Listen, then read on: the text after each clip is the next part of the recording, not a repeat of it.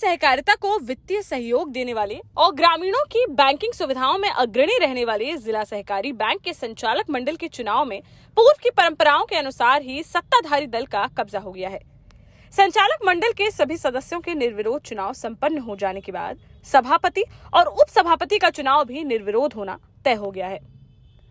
प्रदेश में बनने वाली विभिन्न सरकारों में प्रतिष्ठा का प्रश्न बनते रहे झांसी के जिला सहकारी बैंक के संचालक मंडल के चुनाव में पूरी तरीके से भारतीय जनता पार्टी काबिज हो गई है।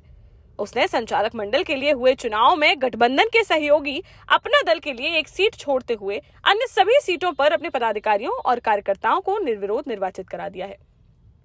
आपने भी देखा होगा कि पिछले कई मौकों पर जिला सहकारी बैंक के चुनाव के लिए जोरदार घमासान होता था।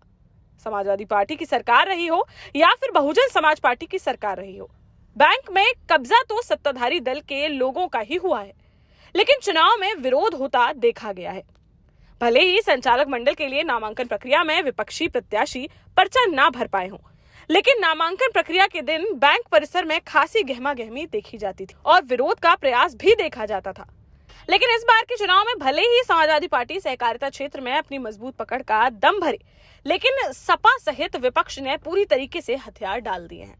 जिसके चलते जिला सहकारी बैंक के नए बोर्ड के गठन में भारतीय जनता पार्टी का वर्चस्व स्थापित हो गया है। भारतीय जनता पार्टी ने निवर्तमान सभापति जयदेव पुरोहित को ही एक बार फिर 5 वर्ष के कार्यकाल के लिए जिला सहकारी बैंक के सभापति के लिए प्रत्याशी घोषित कर दिया है। वह संचालक मंडल के चुनाव में भी झांसी क्षेत्र से निर्विरोध निर्वाचित घोषित किए गए हैं। झांसी की दूसरी सीट से मंडल उपाध्यक्ष की पत्नी श्रीमती सोनिया राजपूत निर्वाचित घोषित की गई हैं। गरौठा तहसील से महिला सीट पर श्रीमती सीता तिवारी और दूसरी सीट पर किसान मोर्चा के जिला उपाध्यक्ष हरप्रसाद पटेल निर्विरोध निर्वाचित हुए हैं। झांसी विशेष के अनारक्षित 2 सीटों पर पूर्व जिला उपाध्यक्ष पुरुषोत्तम स्वामी और शिक्षक प्रकोष्ठ के शिक्षक नेता नरेंद्र पस्तोर के ही नामांकन पत्र भरे जाने के कारण वह भी निर्विरोध निर्वाचित घोषित किए गए हैं। टहरौली तहसील से शिक्षक प्रकोष्ठ के ही मान सिंह पटेल को निर्विरोध संचालक निर्वाचित किया गया है। वहीं मऊरानीपुर तहसील के प्रतिष्ठापूर्ण चुनाव में भारतीय जनता पार्टी ने जहां एक सीट अपना दल के लिए छोड़ी थी, वहीं दूसरी सीट पर कुआं गांव के ब्रजेश पटसारिया निर्विरोध निर्वाचित घोषित किए गए हैं। अपना दल की ओर से प्रत्याशी बनाए गए ग्राम गढ़वा के पूर्व प्रधान ब्रजेंद्र सिंह उर्फ राजू पायक भी निर्विरोध निर्वाचित घोषित किए गए हैं। वहीं मौड़ तहसील में अनुसूचित जाति के लिए आरक्षित सीट पर चिरगांव के पूर्व ब्लॉक प्रमुख विनोद गौतम और अनारक्षित सीट पर जिला मंत्री चंद्रजीत सिंह गुर्जर निर्विरोध निर्वाचित हुए हैं। वृत्तिक क्षेत्र की कृषि सीट से भाजपा के सक्रिय कार्यकर्ता नवीन आनंद और विधि क्षेत्र की अनारक्षित सीट से जिला महामंत्री जगत राजपूत को निर्विरोध निर्वाचित घोषित किया गया है। वृत्तिक क्षेत्र लेखा का पद अन्य पिछड़ा वर्ग के लिए आरक्षित होने और इस पद के लिए कोई नामांकन न होने के कारण यह सीट रिक्त घोषित की गई है,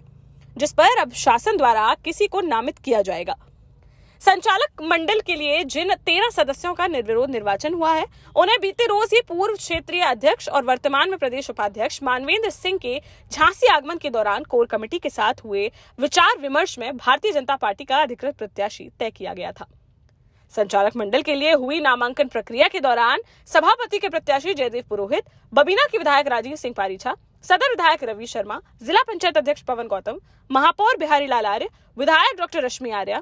पूर्व महापौर रामतीत सिंगल, महानगर अध्यक्ष मुकेश मिश्रा, चिरगांव के ब्लॉक प्रमुख राजकांतेश वर्मा, जिला सहकारी बैंक के पूर्व संचालक आशीष उपाध्याय, पूर्व जिला महामंत्री विनोद नायक, जिला महामंत्री प्रदीप पटेल, गुरसराय क्षेत्र की भाजपा नेत्री गुड्डी रानी पटेल, भूपेंद्र सिंह परमार, पूर्व पार्षद उमाशंकर राय, मानवेंद्र सिंह शीलू सहित सहकारिता क्षेत्र के अनेक दिग्गज और भाजपा कार्यकर्ता मौजूद रहे। आपको मालूम होगा कि भारतीय जनता पार्टी के जिला अध्यक्ष रहे जयदेव पुरोहित को पिछली बार भी भारतीय जनता पार्टी ने जिला सहकारी बैंक के सभापति पद का प्रत्याशी घोषित करते हुए उन्हें निर्वाचित कराया था, जिसके बाद उन्होंने अपने कार्यकाल में जिला सहकारी बैंक की मजबूती और ग्रामीण क्षेत्रों में बैंकिंग सेवा के विस्तार और कंप्यूटरीकरण के लिए कई कार्य किए थे।